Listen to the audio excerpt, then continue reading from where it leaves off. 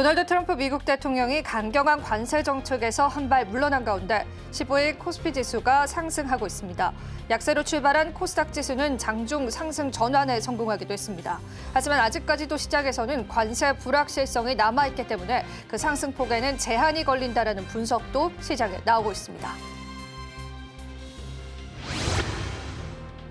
두산 로보틱스가 지능형 로봇 솔루션 출시에 대한 기대감에 15일 장 초반 10% 넘게 급등 양상을 보여주고 있습니다.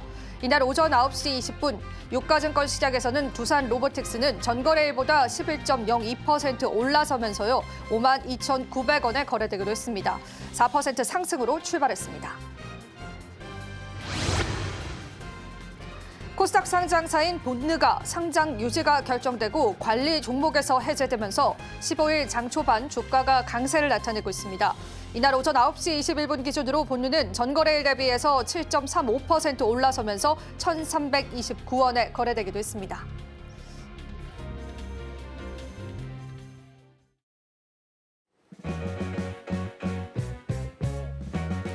시청자 여러분 안녕하세요. 마켓 쇼쇼쇼 진행을 맡은 이진영입니다. 자, 오늘 국내 증시는요. 약세로 출발하긴 했었지만 상승폭을 키워가면서 계속되는 시장의 상승을 나타내고 있습니다. 요즘 국내 시장에서는 이런 이야기가 들리더라고요. 트럼프 리딩방 시대다라는 얘기가 들리는데요.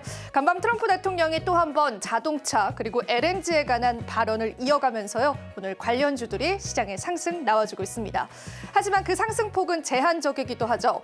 일각에서는 여러 대선 후보들이 AI 투자에 관해서 100조 그리고 더 나아가서는 150조 원이라는 공약을 내세우기도 했습니다. 그만큼 우리가 힘든 시장을 견뎌내고 지금 현재 시장에서는 다양한 재료들이 반영받고 있다는 게 확인되고 있습니다. 시장의 색깔은 계속 변합니다. 그 색깔에 따른 전략들 저희와 함께 보시면 좋겠습니다. 오늘 첫 번째 코너부터 소개해드릴게요. 자, 오늘 첫 번째 뉴지스 코너는요. KL리서치의 김대준 대표님께서 시장을 보는 색다른 시각들 여러분들과 함께 해드릴 예정입니다. 또 저희 방송 유튜브 통해서도 시청하실 수가 있죠. 많은 참여 부탁드리도록 할게요. 저희 방송에서 제공해드리는 정보는 투자 판단에 대한 조언일 뿐입니다. 가치 판단과 상승 하락을 보장하고 있진 않다는 점 다시 한번 유의 부탁드리겠습니다. 자, 그럼 마감 시간까지 저희와 함께 꼼꼼한 전략들 한번 챙겨보시죠. 마켓 쇼쇼쇼 출발합니다.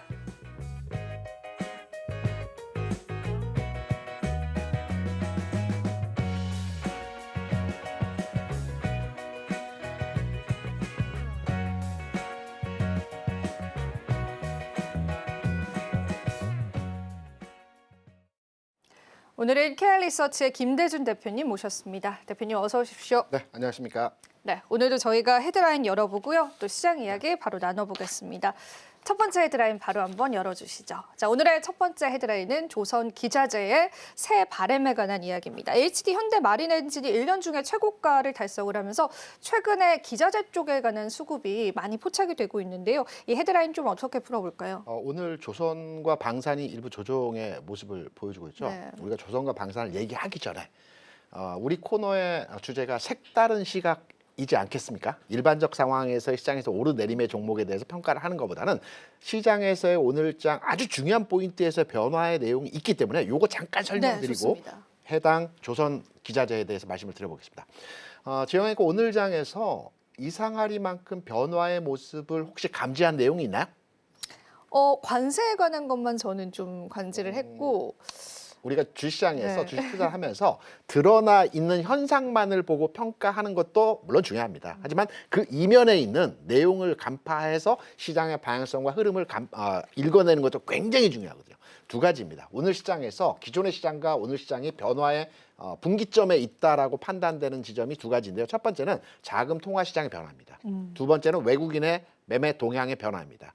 첫 번째 자금 통화 시장의 변화를 말씀드리면 환율이 1,425 안정됐다는 거 다 알고 계시죠? 안정화, 이 흐름이 변화했다는 거죠. 두 번째는 채권 시장입니다. 아주 중요합니다. 왜냐하면 국내 기준으로 해서 3년 만기 국고채 수익률이 지금 현재 2.3%입니다. 2.3%라는 게 왜 중요하냐? 2.3%의 수준에서의 금리를 보여준 것은 최근에서는 없고요. 22년 3월 이후에 계속해서 2.3% 이상에서의 가격이 진행되다가 오늘 처음으로 2.3% 아래로 내려오는 현상에서의 모습을 보여줬어요.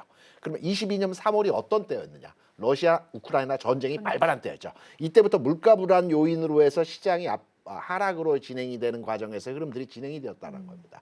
이 부분이 왜 중요하냐면 시장에서의 패러다임이 바뀌었다는 거예요. 그간에는 전체적으로 시장에서 물가도 불안하고 시장에 대해서 매수를 하더라도 부분적인 매수 형태의 상황을 보여줬다라고 한다면 이제부터는 시장 안정화 형태의 모습을 보여주는 가운데에서 기관이 시장에 참여할 수 있는 환경에서 여건이 마련된다는 거죠. 그래서 앞으로의 시장은 기관화 장세 성격에서의 흐름이 나타날 겁니다. 기관화 장세가 어떤 형태냐? 기관화 장세에서의 기관들이 사는 종목들은 대부분 대형주를 사는데요.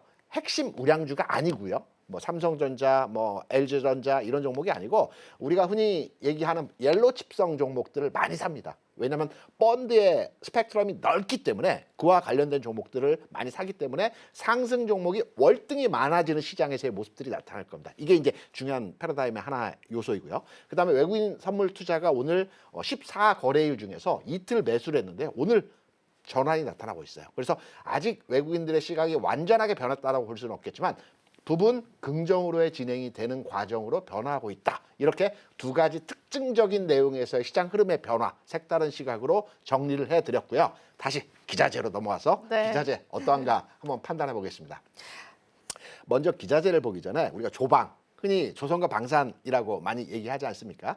조방의 섹터가 최근까지 해서 시장에서 강세 현상이 두드러지게 나타나는 모습들을 보여줬어요. 하나 에어로스페이스 같은 경우는 신고가 넘어갔고요. 조선주 같은 경우에도 계속해서 흐름의 연속 선상에서 우호적인 모습에서의 상황을 보여줬어요. 그렇다면 조선주 한번 사볼까? 그러면 조선 3사를 사야 되나? 아니면 기자재를 사야 되나? 라고 고민하실 겁니다. 저는 개인적으로 기자재 쪽에 대해서 오늘 조정받고는 있으나 그리고 최근 단기적으로 상승률이 크게 진행이 되긴 했으나 조선주에 대한 투자 관점, 이제는 조선주를 한번 사볼 거야 라고 지금 현 시점에 생각하신다면 기자재 쪽에 대한 관심도를 가져갈 필요가 있다라고 생각을 합니다. 이유는 두 가지입니다. 첫 번째, 저평가입니다. PER 기준으로 해서 기자재 단의 종목들을 살펴보게 되면 퍼가 한 15배, 20배 정도 됩니다. 그런데 이제 조선사, 하나오션 같은 경우는 한 40배 정도 되고요. 그러니까 PR 기준으로 해서 기자재 쪽이 저평가되어 있다라고 판단이 되고 있고요. 최근에 단기적으로 주가가 오르긴 했으나 전체적으로 큰 흐름에서의 모습을 보게 되면 조선 3사 대비해서는 주가가 조금 더디게 움직이는 현상에서의 모습을 보여줬거든요. 이유가 있습니다. 뭐냐면 우리가 이제 배를 발주를 하잖아요. 해운사에서 해외 선사에서 국내 배를 발주를 합니다. 근데 배를 발주하게 되면 우리가 자동차를 살 때 그 완납을 하고 사죠. 뭐 그게 할부가 됐건 아니면 현금으로 사든 리스를 사든 완납을 하고 자동차를 사는데 배는 그렇지가 않아요. 배는 최초에 일부 계약금 형태의 자금을 주고 계약을 합니다. 그리고 해운업항이 어떻게 되는지를 판단해서 중간에 취소하는 경우도 또 많아요.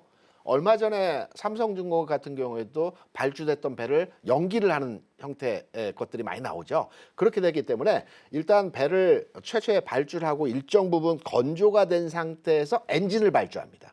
그렇기 때문에 엔진사, 기자재사들은 매출이 늘어나는 시점이 조선의 발주가 되는 조선업이 화랑되는 시점에서의 상황이 아니고요. 시차를 한 1년 정도 두고 매출 증가 추세가 일어나게 되는 겁니다. 그렇기 때문에 우리가 조선업에 투자할 때는 최초의 바닥점에서 움직일 때 조선 3사에 대한 투자 관점으로 접근을 하시는 게 필요하고요. 두 번째로의 조선주가 일정 부분 올라가서 조정 과정에 들어가는 형태에서의 모습이 나타난다라고 한다면 그 다음번에 기자재를 투자하는 측면으로서의 접근을 해야 된다라고 생각하기 때문에 현 시점에서는 우리가 조선주 괜찮습니다. 조정받겠지만 더 가는 형태에서의 모습이 나타날 것 같고요. 현재의 시점 상황에서 판단해 보게 된다면 기자재에 대한 관심도가 필요한 구간이다 이렇게 생각합니다. 네. 사실 조선 섹터는 많은 분들이 많은 호재를 받아간다라는 게 이미 좀 알려져 있는 그런 섹터이기도 하죠. 그래서 계속되는 이제 고점을 나타내고 있는데 이 조선주 자체의 투자가 조금 부담스럽다라고 한다면 기자재 쪽으로의 투자 전략을 세워보셔도 좋겠습니다.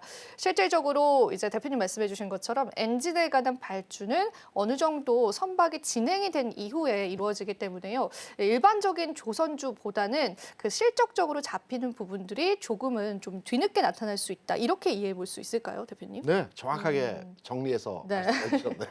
그렇기 때문에 오히려 후발주자로서 우리가 좀 네. 한번 전략을 잡아보면 좋겠고요. 그러면은 대표님은 어떤 기업을 가장 좀 선호주로 보실까요? 혹시? 우리가 엔진 관련 이제 기자재에서 엔진 관련 종목을 보면 두 회사 정도가 우리가 딱 그 물망에 오르죠.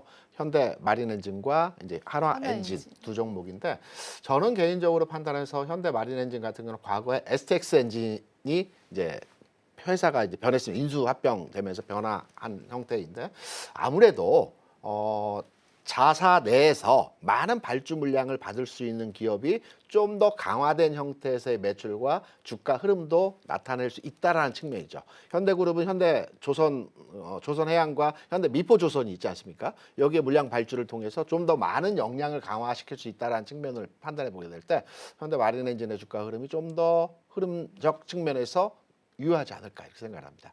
네, 좋습니다. 저희가 기자재 쪽에 관해서 투자 전략들 한번 잡아봤다면요. 두 번째 헤드라인도 바로 열어보겠습니다.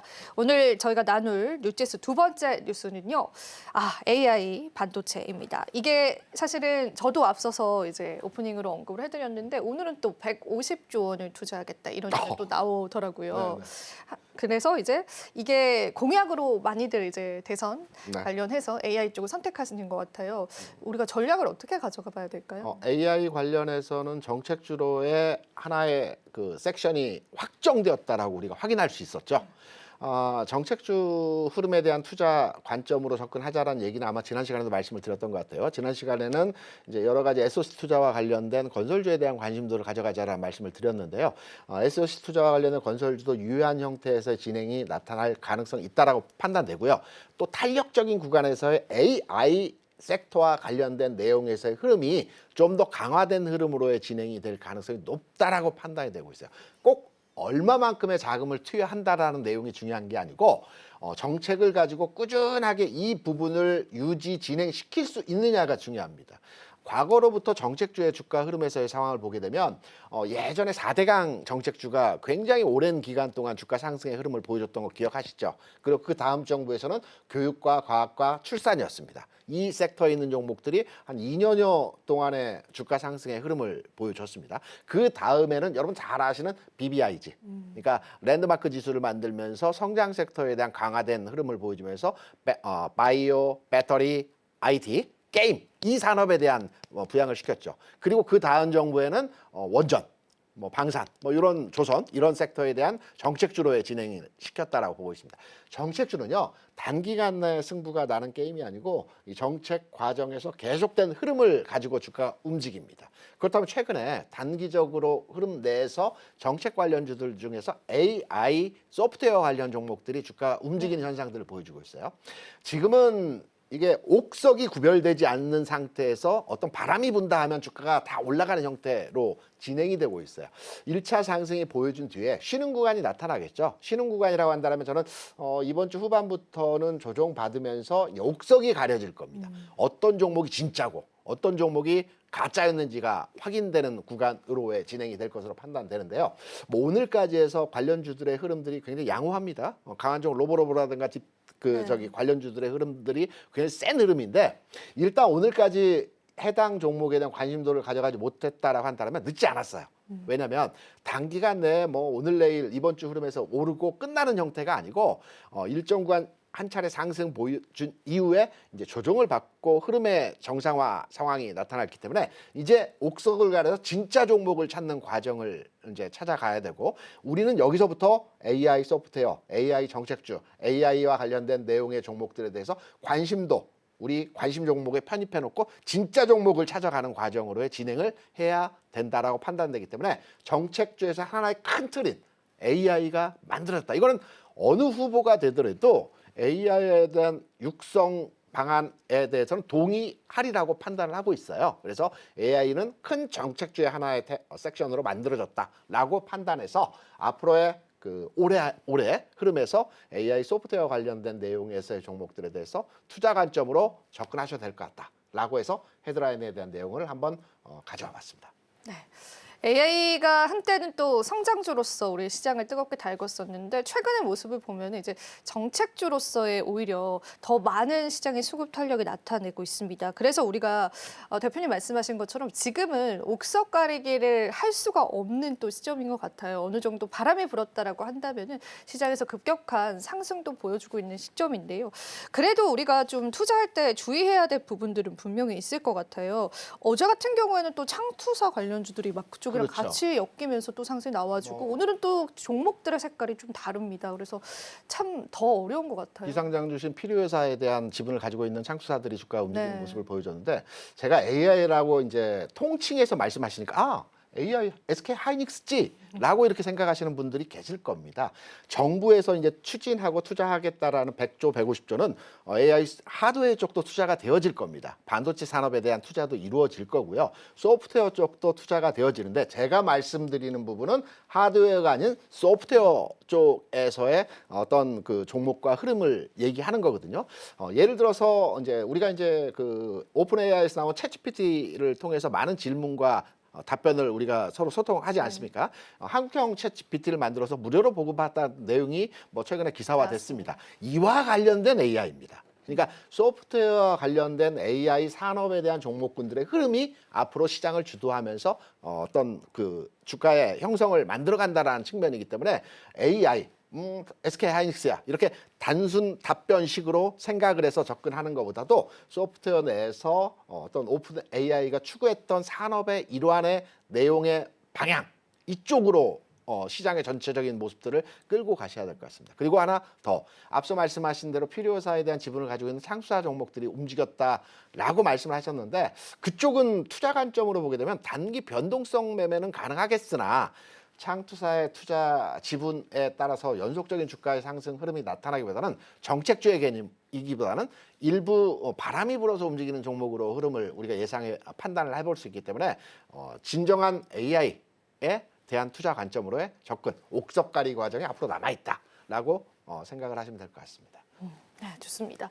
지금 또 저희가 색깔을 정확하게 봐야 되기 때문에 대표님께서 한 번 더 짚어주셨다라고 보시면 되고요. 그렇다면 실제로 이게 우리가 대선이 치러진 이후에 계속돼서 이쪽 산업에 지원이 갈 수가 있을지가 좀 궁금한데요. 대선 후에 실질적인 수혜가 가능한 산업군들을 어디까지 좀 확장시켜 볼 수 있을까요? 앞서 제가 전 정부 4대강에서부터 정책주에 대한 흐름들을 말씀을 드렸지 않습니까? 그러면 이 어떤 해당 정부에서 정책을 가지고 추진했을 때 해당 주가의 상황은 취임 이후에 1년 동안은 굉장히 큰 폭의 상승이 나타나더라고요. 우리가 이제 최근에 그러니까 4대강이든 교육이든 과학이든 출산이든 이건 좀 먼 얘기니까 최근에서 원전에 대해서 정책주로의 흐름들을 가져왔던 기억들 다 가지고 계시죠. 그럼 원전주가 언제까지 움직였나요? 취임 이후부터 1년 정도 네. 흐름까지의 원전주가 주가 상승해서 취임 전 단계에서부터 움직이기 시작했죠. 취임 이후에 1년 정도까지의 흐름에서 이 정책주의 주가 상황은 움직인다. 그래서 꼭 취임이 됐어. 뭐 테마주처럼 정치 테마주처럼 선거 한두 달 전에 끝나는 형태의 모습이 아니고요. 정책주는 실제 정부가 완성이 되고 이 정부가 추진하는 과제에 의해서 집중도를 가지고 주가의 움직임이 나타나기 때문에 이 흐름에 대해서는 단순하게 한두 달 내에서의 흐름이 아니고 최소한 올해 흐름에 있어서는 연속된 주가 상황에서의 모습들을 가져갈 수 있을 것이다. 이렇게 판단합니다. 네, 그렇게 저희가 한번 또 AI 쪽에 관한 전략들을 잡아봤습니다. 분명히 여러분들이 잘 흡수하셔서요, 또 좋은 시장의 투자 전략으로 가져가시면 좋겠습니다. 자, 그러면은 뉴지스 세 번째 마지막 뉴스 브리핑 살펴보겠습니다. 오늘 세 번째 뉴스 바로 한번 살펴보시죠. 네. 오늘 같은 경우에는 모든 자산 시장이 흔들린다라는 헤드라인 가지고 와주셨는데요. 저는 이제 표면적으로 봤을 때는 헤드라인이 이해가 좀 잘 안 가는 부분이 있는데 제목과 내용이 약간 그 예. 상이하 다른 예. 관점인데요.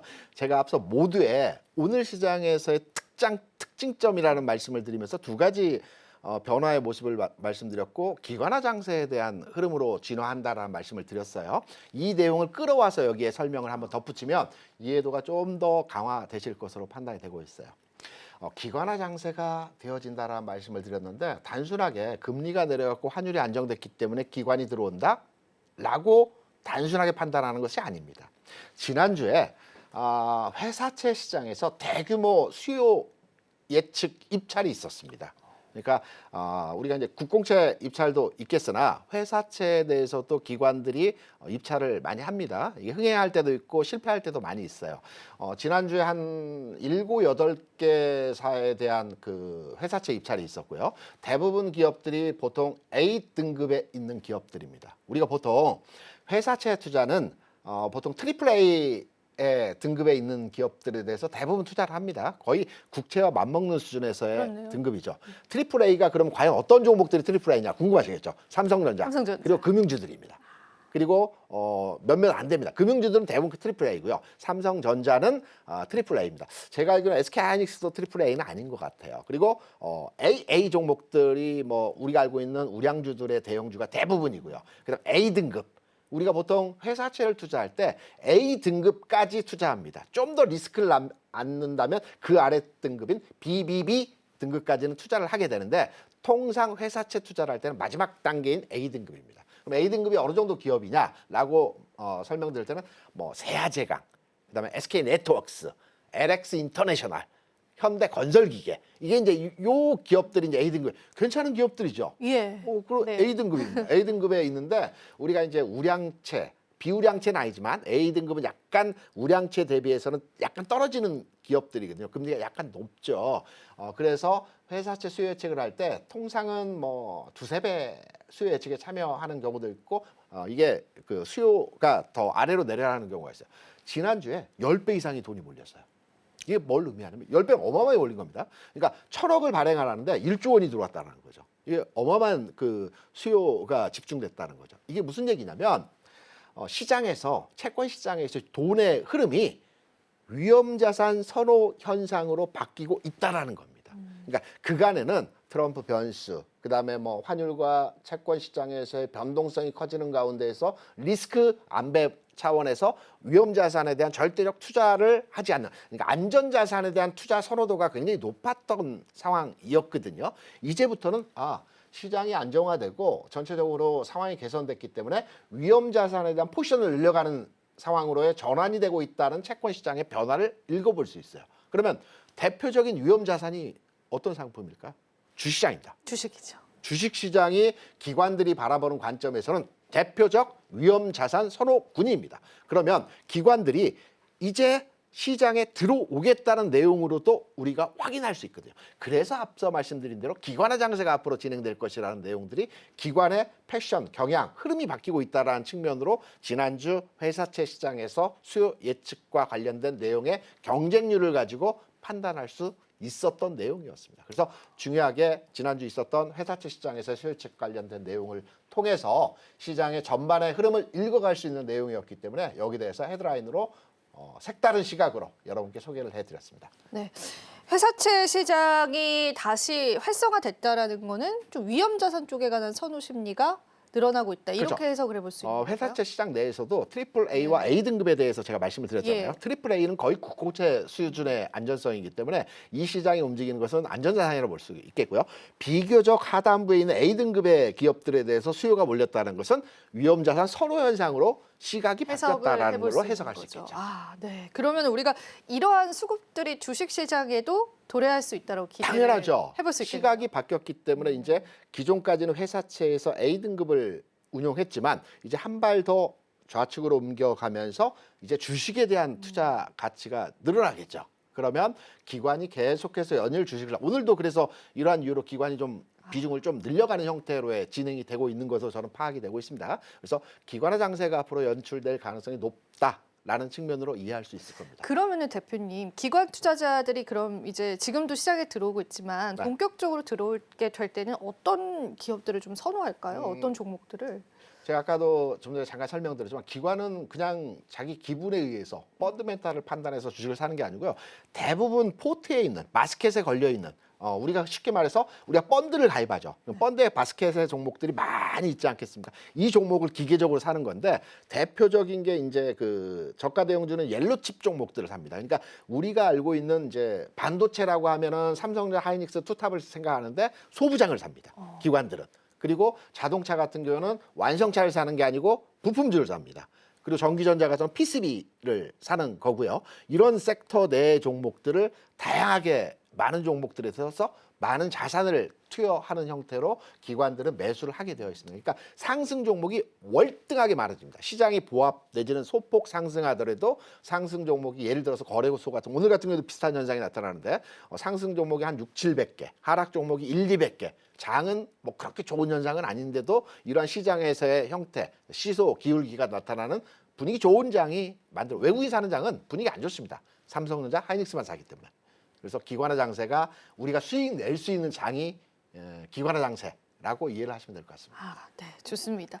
그러면은 시장의 어느 정도의 흐름이 조금은 이제 바뀌었다. 이렇게 이해를 해볼 수가 있는데 그래도 제가 이제 뭐 시장을 조사해 보면은 아직 뭐 관세 리스크가 완전히 사라진 건 아니다 이런 이야기가 또 있기는 해요. 근데 이제 그런 관세에 관한 리스크들도 그 충격은 조금 덜할 것이다라고 예측해봐도 괜찮을까요? 우리가 맷집이 좋아진다고 그러죠. 네. 한 번, 두 번, 세 번, 네 번 맞다 보면 거기에 대해서 이 주먹에 대해서 굉장히 그 완화된 느낌으로 소프트하게 느껴지는데 관세에 대한 충격 자체도 이제는 뭐 트럼프가 또 언제 조변석계 하는 형태로 또 바뀌는 내용이 나올 수도 있기 때문에 그 충격파가 이전만큼 그렇게 강하게 나타나지는 않습니다. 그래서 트럼프의 관세 정책과 관련된 시장의 충격파는 이제 뭐 트럼프도 출구 전략을 찾고 있는 거고요. 시장의 영향력도 감소하고 있는 현상으로 진행이 되고 있다. 이렇게 이해하시면 될 것 같습니다. 예, 그렇게 말씀해 주시니까 조금 더 안심이 되는 시장인 것 같습니다. 그러면은 대표님과 함께 시장 이야기를 좀 나눠 볼 텐데요. 오늘 시장 한 줄 평으로 또 정리를 해 주시면서요. 남은 이야기 계속 나눠 보겠습니다. 뭐 오늘 말씀드린 내용을 총 집합한 내용일 것 같기도 합니다. 오늘 시장에서의 한 줄 평은 외국인 매도 이제 두렵지 않다. 라고 이해를 하시면 될 것 같습니다. 외국인 투자자가요 최근에 10조 정도를 매도를 했어요. 현물 시장에서만. 이 매도에 대한 반작용은 기관이 3조 원 그리고 개인이 한 7조 원을 매수를 했는데요. 우리가 흔히 이렇게 생각하죠. 외국인이 매도하면 시장은 무조건 빠진다. 라고 많이 이해하실 건데 저는 그렇지 않은 장을 많이 경험을 했어요. 2006년, 7년, 8년에 외국인이 60조를 매도를 했습니다. 3년 동안. 3년간이요? 그러니까 절대 금액이 지금과 15년 전에 그때와는 다릅니다. 지금 규모로 따지면 100조가 넘겠죠. 3년 동안 60조를 매도를 했는데 지수는 1,400에서 2,000까지 올라갔습니다. 그걸 기관과 개인이 다 받아냈습니다.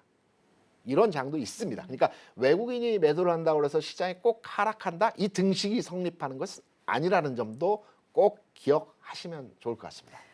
하지만 그런데도 우리는 왜 외국인 수급에 이렇게 좀 집착을 할까요? 심리적으로. 임팩트가 있죠. 외국인들은 특정 지수를 움직이는 형태의 그 종목들을 핸들링하기 때문에 임팩트 있게 몇몇의 종목을 통해서 강하게 푸시합니다. 이들이 이제 운영하는 전략에서 이제 선물 옵션 전략이 있습니다. 선물 옵션 시장에서 이들이 한 7조 원 정도 수익을 내가고 있는데요. 선물 옵션과 연계된 전략에서 임팩트 있게 시장을 운용하는 측면도 있기 때문에 외국인의 매도에서 시장이 하락 추세로 전환했다라고 단정돼서 해석할 필요는 없고요. 일시적인 출렁임이 있고 일시적인 흐름들이 나타날 수도 있고 이 매도가 하락으로 과정이 아니고 오히려 상승으로 할 수 있는 외국인이나 기관은 항상 제가 여러 차례 말씀드렸지만 고점에 매수하고 저점에 매도하는 것처럼 추세가 확인되고 뒤늦게 매수에 동참, 매도에 동참하는 형태의 매매 형태를 많이 보여줍니다. 그래서 지금 매도하고 있다고 해서 최근까지 매도했다라고 해서 추세가 변화한다라는 것보다는 외국인들은 시각이 변화해서 내일부터 3조, 4조, 5조 원씩 무차별적 매수를 할 수가 있습니다.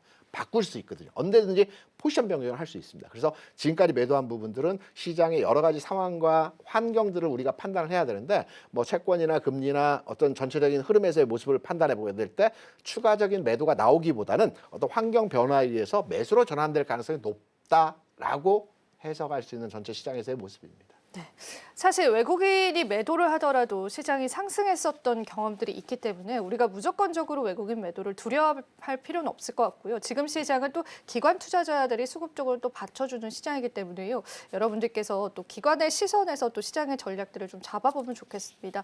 특히나 얼마 전에 있었던 회사채에 관한 결과치들을 말씀해 주셨는데 그런 또 수치적인 결과가 나와주다 보니까 더 안심이 되는 시장인 것 같습니다. 물론 한켠에선 리스크를 안고 가야 되겠지만요. 마지막으로 대표님께 이거 한번 여쭤보고 싶습니다. 환율 상황은 어떻게 예측을 하세요? 1,450원대 유지되다가 1,420원대로 내려앉았습니다.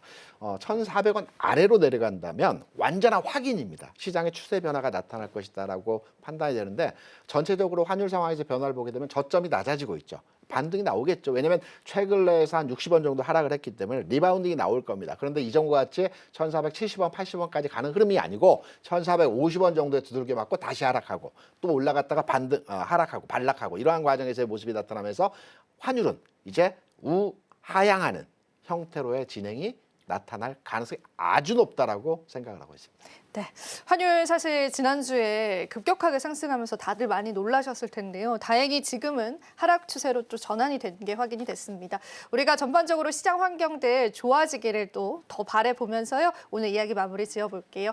대표님과 다양한 내용 나눠봤습니다. 대표님 오늘도 도움 말씀 고맙습니다. 네, 고맙습니다.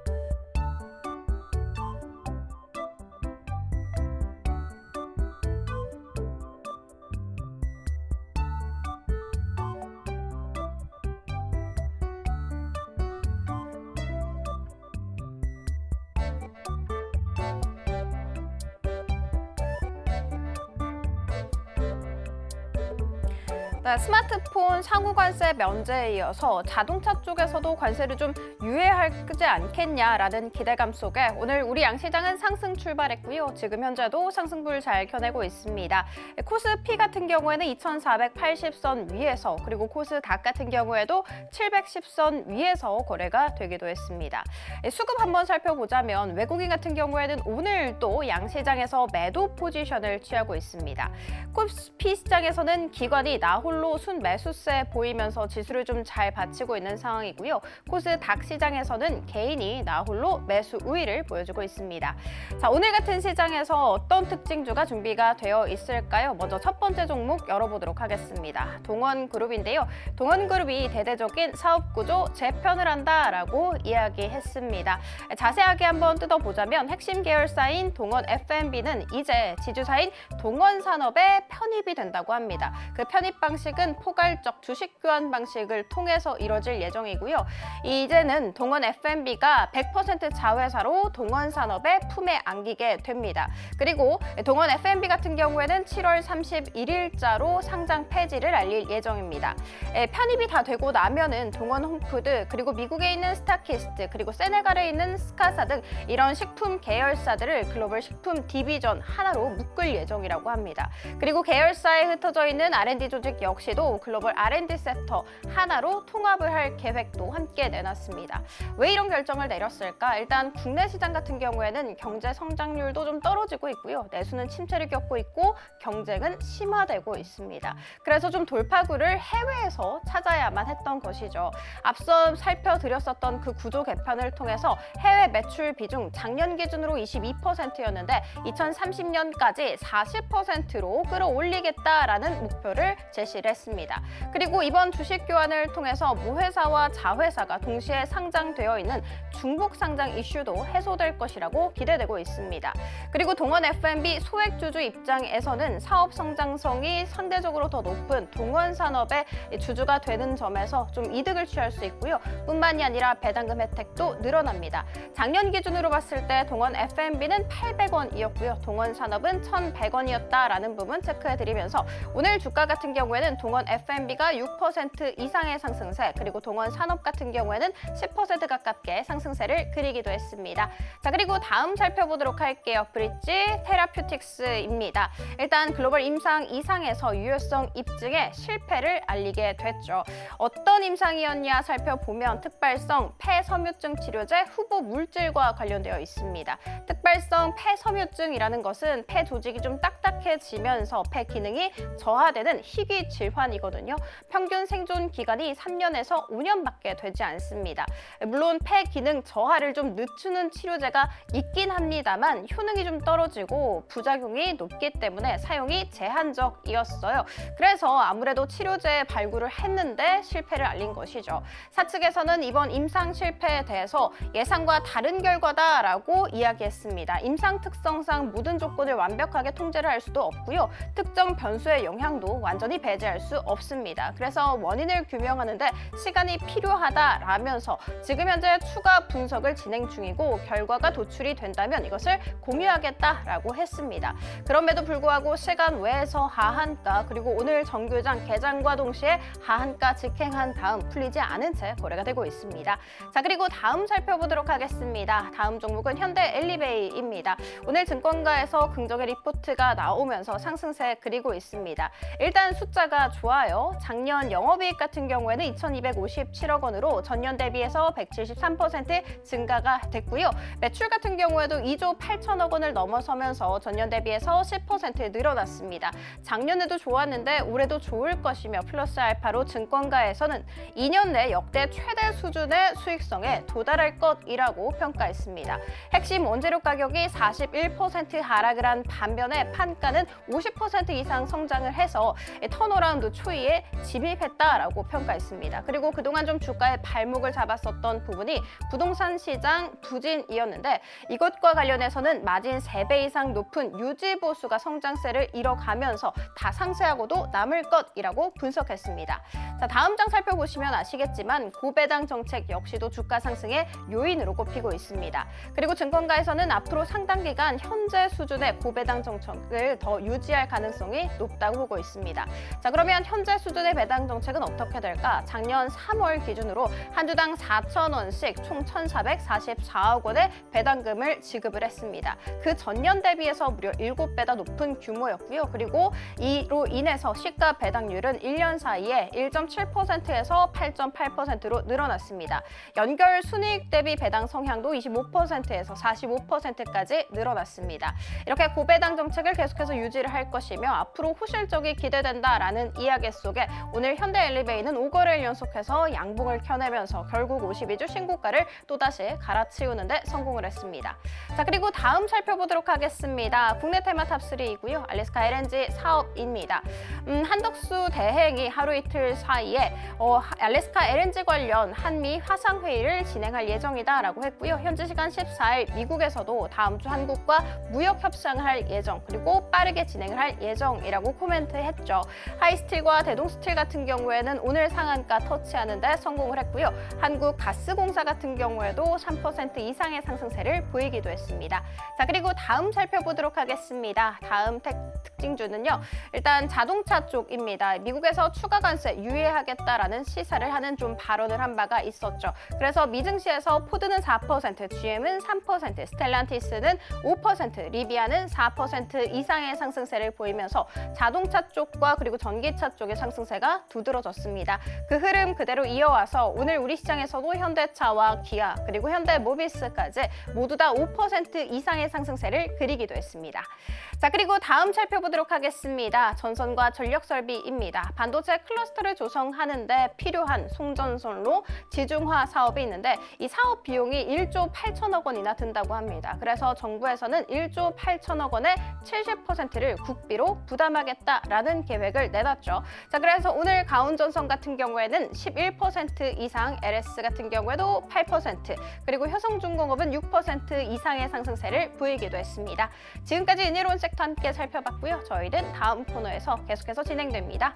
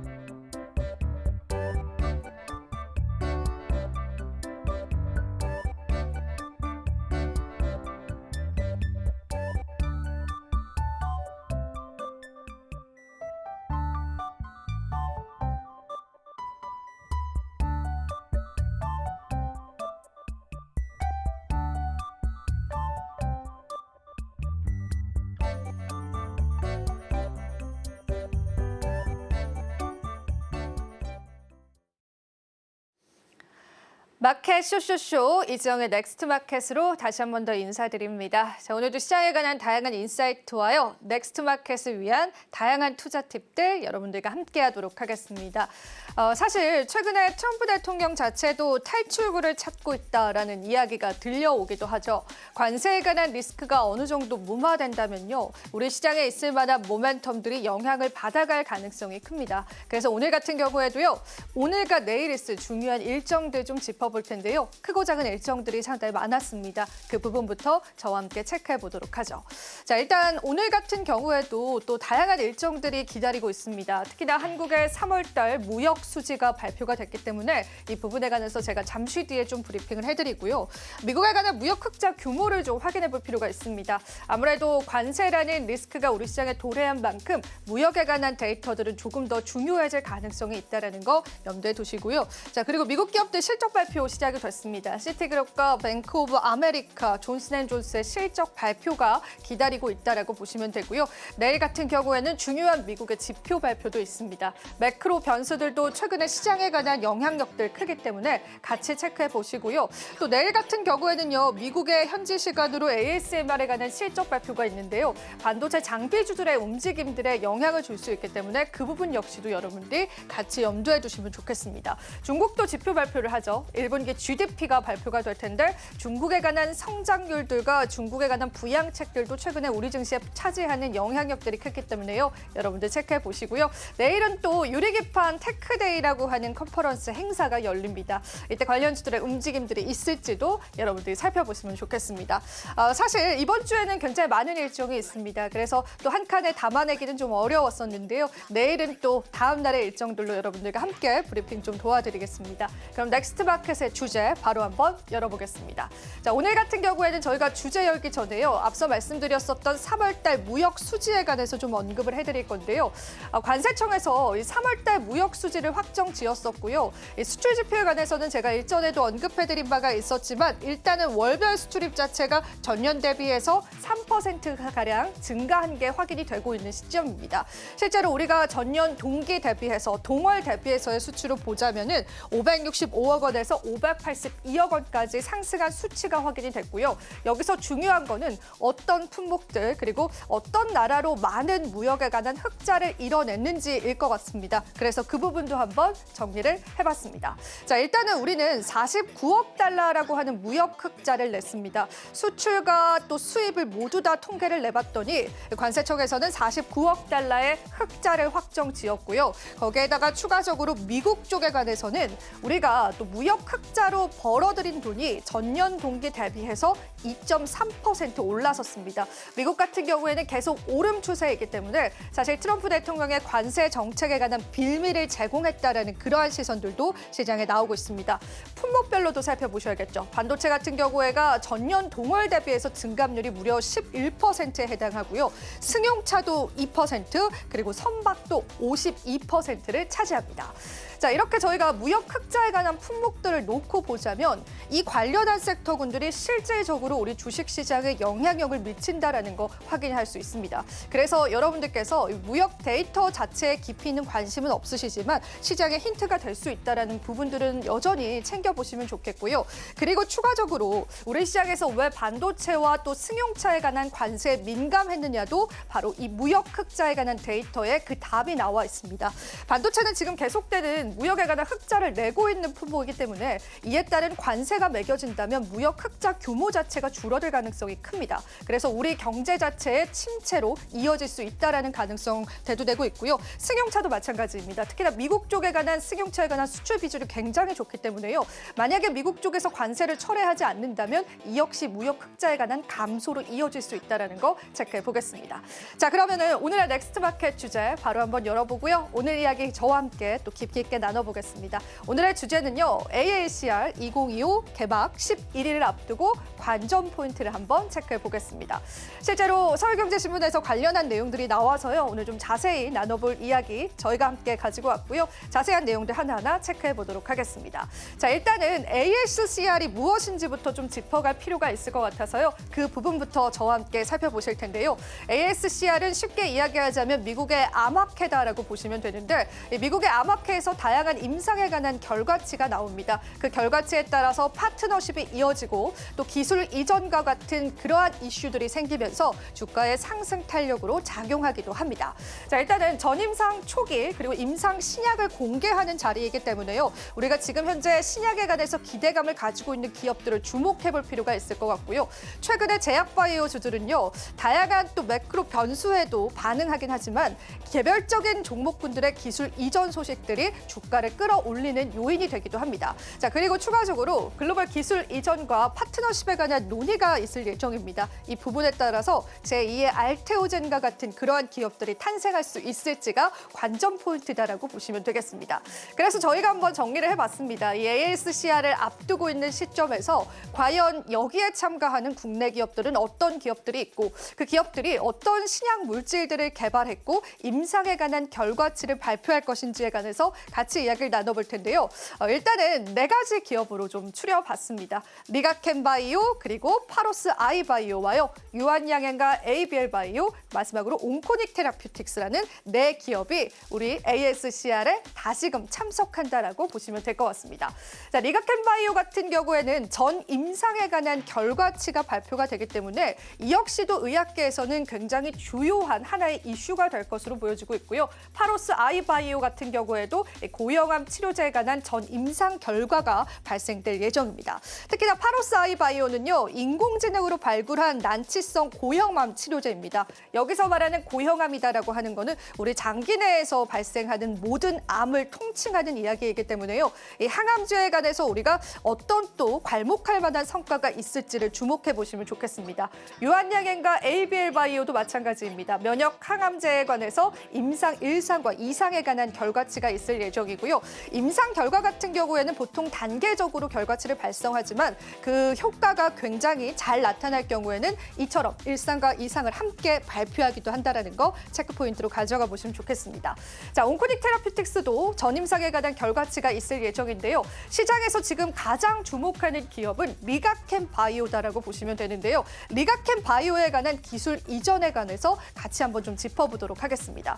리가켄 바이오는 앞서서 말씀드린 것처럼 차세대 면역 항암제로 알려져 있는 LCB39에 관한 전 임상 데이터를 공개할 예정이고요. 자, 이미 얀센 측에게 기술 이전을 한 상황입니다. 기술 이전 이후에 어떤 결과치가 나왔는지 전임상 데이터를 공개할 거고요. 기존의 항암제가 잘 맞지 않았었던 환자군들을 대상으로 했기 때문에 앞으로 이 항암 시장에서 굉장히 괄목할 만한 성과를 기대할 수 있을 것이다라는 의학계의 의견도 나오고 있습니다.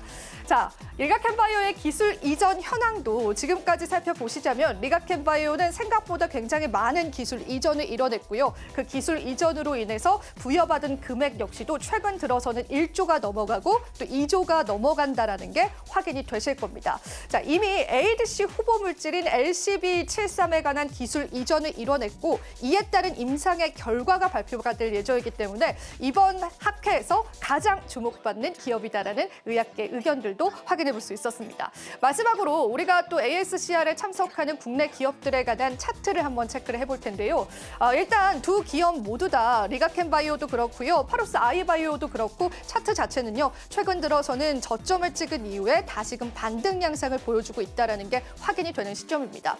과연 시장의 이런 모멘텀들을 미리 받아가는 걸까요? 어떤 결과가 나올지 우리가 장담을 할 수는 없지만요. 미리 시장에 관한 모멘텀들을 파악해 보시는 건 좋을 것 같아서요. 제약바이오의 가장 큰 일정을 앞두고 몇몇 기업들에 관한 브리핑들 함께 이어갔다라고 보시면 되겠습니다. 물론 시장에서는요. 학회가 이루어지고 나면 세론 현상이 나올 수 있습니다. 그 부분도 염두에 두시고요. 우리가 조금 더 자세하게 기업들을 바라보는 다양한 뷰가 되셨으면 좋겠습니다. 자, 오늘 이렇게 해서 저와 함께 또 넥스트마켓을 통해서 투자의 인사이트들 함께 하셨습니다. 내일도 다양한 내용들도 함께 하고요. 저희 잠시 후 2부에서도 여러분들과 함께 하도록 하겠습니다. 투자 고지도 참고해 주시면 감사하겠습니다. 잠시 후 2부에서 다시 찾아뵙도록 할게요. 오늘도 시청해 주신 여러분 감사합니다.